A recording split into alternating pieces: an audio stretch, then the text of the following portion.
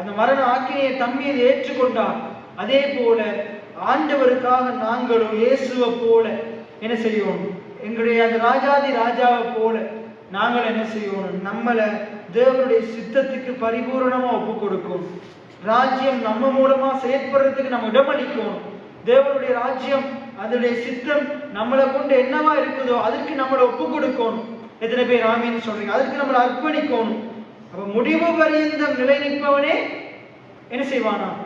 ரட்சிக்கப்படுவான். ஒரு சின்ன பிரச்சனை வந்தவனே பயந்து போகிறவன், ஆண்டவரை விட்டு விலகி போகிறவன், இடர்கள் அடைகிறவன், அவன் பூரணமான ரட்சிப்பை பெற்றுக்கொள்ள முடியாது. குந்தி குந்தி நடக்கிறவன் ரட்சிக்கப்பட விடுதலை அடைய முடியாது. ஆனா முடிவு பரியந்த ஆண்டவர் என்னை விடுவிப்பார். எத்தனை பேர் ஆமீன்னு சொல்றீங்க? நடக்கும் பாருங்க. நான் அடிக்கடி சொல்லுவேன், விசுவாச அறிக்கைன்றது என்னது? நடக்கும் மட்டும் சொல்லிக்கொண்டே இருக்கும். என் கர்த்தர் எனக்காக யாவையும் செய்து முடிப்பார். எத்தனை பேர் ஆமீன்னு சொல்றீங்க? என் ஆண்டவர் எனக்கு சொன்னதை செய்யும் அளவும் அவர் என்னை கைவிடுவதும் இல்லை, அவர் என்னை விட்டு விலகுவதும் இல்லை.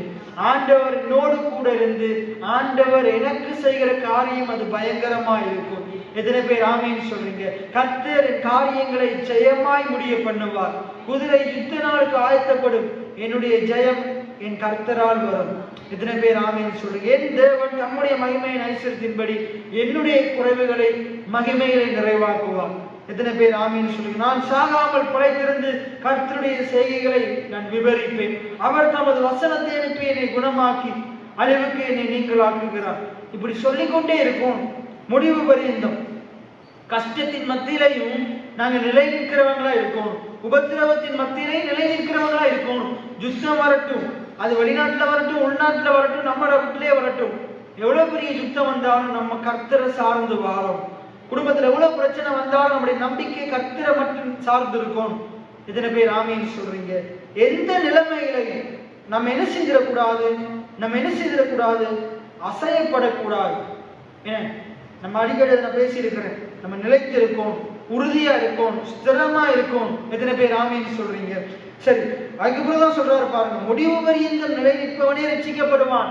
அப்ப ராஜ்யத்தினுடைய சுவிசேஷம் என்னது? இந்த உலகத்துல இதெல்லாம் வரும், யுத்தம் வரும், பஞ்சம் வரும், பூமி எதிர்ச்சி வரும். ஆனா முடிவு உடனே வராது. ஆனா முடிவு பரியந்த நீ நிலையில் உடனே வராது. ஆனா நீ முடிவு பரியந்த என்ன செய்?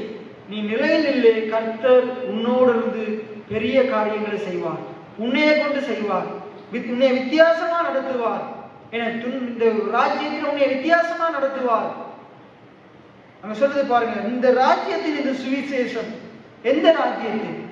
இந்த உலகத்துக்குரிய ராஜ்யத்தில் வாழுகிற நம்ம அந்த ராஜ்யம் அல்ல, தேவனுடைய ராஜ்யத்தின் சுவிசேஷம்.